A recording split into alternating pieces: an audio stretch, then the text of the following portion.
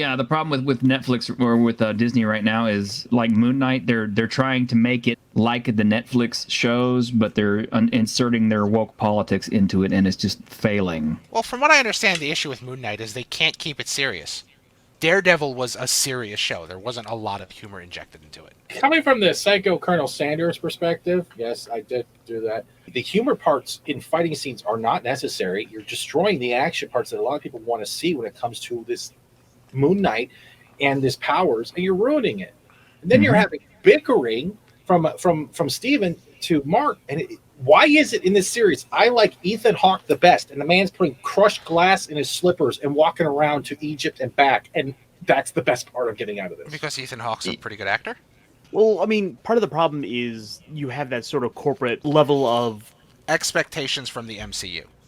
Yes. The MCU films all use a lot of, quips and jokes in the action scenes, so the Marvel TV shows have to do the same thing.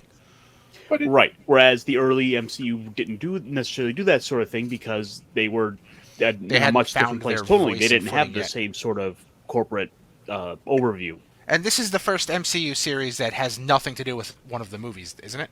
So they aren't trying anything new. They're just like, well, this works for the MCU movies, it should work for this. See, that's the best part about Doctor Strange.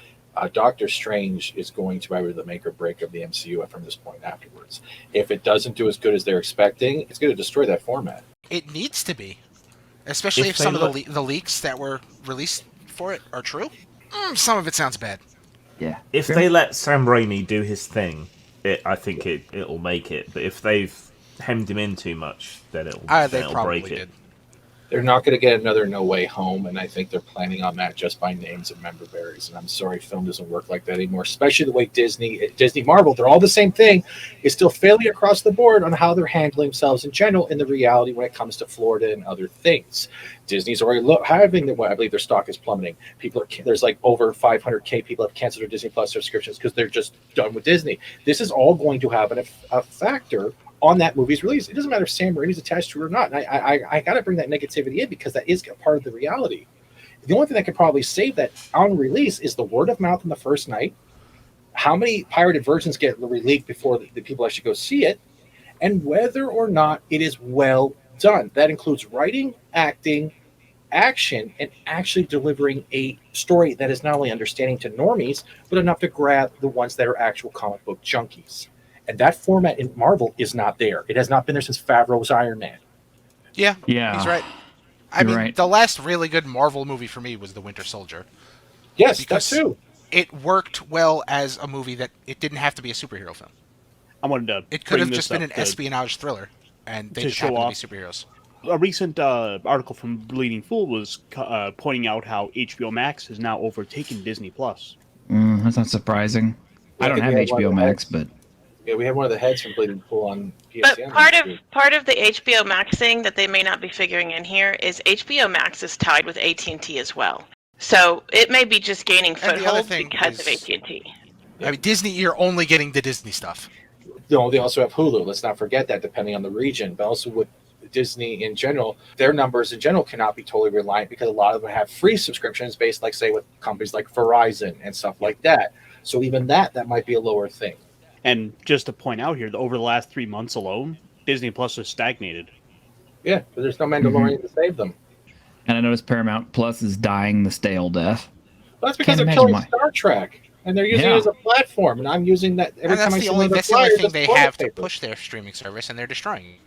That and Halo. Let's not forget Halo. There is a series I never want to watch because I'm pulling my helmet off. And gosh. Going back to Raimi and that stuff we were talking about before, like one of those rumors is that the '90s X-Men are going to be like making a cameo in this. Like, that's one of. The, are you seriously going into the cartoon universe? Or like, are you literally going to be using that like just to be as a filler? Like that's what I'm trying to figure out. Read of the leaks, they're introducing pretty much every Marvel movie made before Iron Man, like the X-Men films, the Fantastic Four films, all of them, and they're killing those characters off. But the worst part is like when we're seeing this, are we actually getting Doctor Strange and the Multiverse of Madness, or are we getting another Space Jam 2, which Warner Bros. Just promoted all the other films within it? Probably a little bit of both. That's bad. But I heard that the Doctor Strange was just a bunch of reused fan service. Yeah. Ooh. I mean, the one of the rumors is Tom Cruise is playing Tony Stark. Oh God, no. Oh god, that's not tall. Is he wearing stilts? I don't know. No kidding. It's in one of the alternate universes, Tom Cruise is Tony Stark. I got news. Supposedly this comes from Geekosity. Supposedly there was a Doctor Strange 2 TV spot that suggests Scarlet's going to be killing Professor X. So there you go, Cream. Yeah, like I said, they kill off all those other characters. They're killing off all the characters that they don't have, for the most part.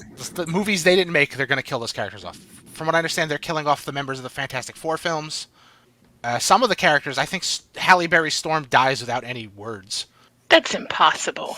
Well, Halle Berry's... That version of Storm was actually pretty weak, so I could see her dying. Well, I just meant Storm in general. Sorry. So I guess and they're going to use this to introduce mutants, and they're going to fuck that up. Because you know how they should introduce mutants to the MCU? They're just there. Is anyone here actually going to go see this movie? No, I'm probably going to wait till a pretty good pirated copy. I'm kind of leaning towards not even seeing it. Like, I freaking love Doctor Strange, but dear God, I'm done with the MCU. I haven't watched any of these streaming shows. I just could not be bothered to care. After Infinity War, pretty much the only character I care about Marvel-wise, because I'm not a huge Marvel fan, is I like Daredevil because I have to, and I like Spider-Man, so I watch the Spider-Man movies. I had issues with Far From Home.